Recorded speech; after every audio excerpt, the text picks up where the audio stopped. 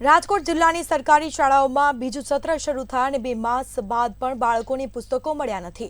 ધોરણ 6 થી 8ના 42,000થી વધુ વિદ્યાર્થીઓને હિન્દી અને અંગ્રેજીના પુસ્તક મળ્યા નથી અને જેના કારણે પુસ્તકોના અભાવે બાળકોને સ્માર્ટ ટીવી દ્વારા અભ્યાસ કરવામાં આવે છે તો બાળકોના ઘરે અભ્યાસમાં મુશ્કેલ પડે છે। વિદ્યાર્થીઓને હજી સુધી પાઠ્યપુસ્તકો ન મળ્યાના મામલે શાળા દ્વારા પ્રશ્નો ઉઠાવવામાં આવ્યા હતા। એટલે પુસ્તકોમાં તો ખાલી અંગ્રેજી જ નથી આવેલું, બાકી તો બધા છે જ।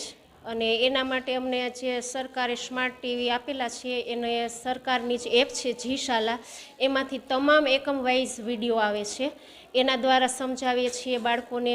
એના માટેનું સ્વાધ્યાય કાર્ય બીજી એપમાંથી કરાવીએ છીએ, યુટ્યુબ દ્વારા કરાવીએ છીએ। ઇવન એને જૂના ઇંગ્લિશ અમારી પાસે ગયા વર્ષના હતા એ પણ આપેલા છે ને એમાંથી એ ઘરેથી હોમવર્ક કરી આવે છે અને છોકરાઓ પોતે પણ પર્સનલ પોતાના મોબાઈલમાં વાલીના મોબાઈલમાં જી શાલા ડાઉનલોડ કરેલે છે, એનો પણ ઉપયોગ કરી અને આ રીતે એ અંગ્રેજીનો અભ્યાસ કરે છે।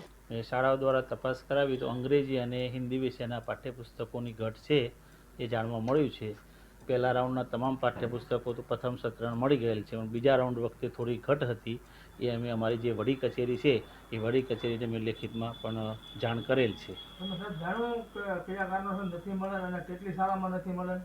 5 થી 6 ક્લસ્ટરની શાળાઓ છે મારે, વધારે 5 અમારા 11 પે સેન્ટર છે, એમાંથી 4 થી 5 ક્લસ્ટરની જે શાળાઓ છે એ શાળાઓને અંગ્રેજી અને હિન્દીના પાઠ્યપુસ્તકો મળે। હિન્દી અને ઇંગ્લિશ કેવી તકલીફ પડે છે પુસ્તકમાં વાંચવામાં?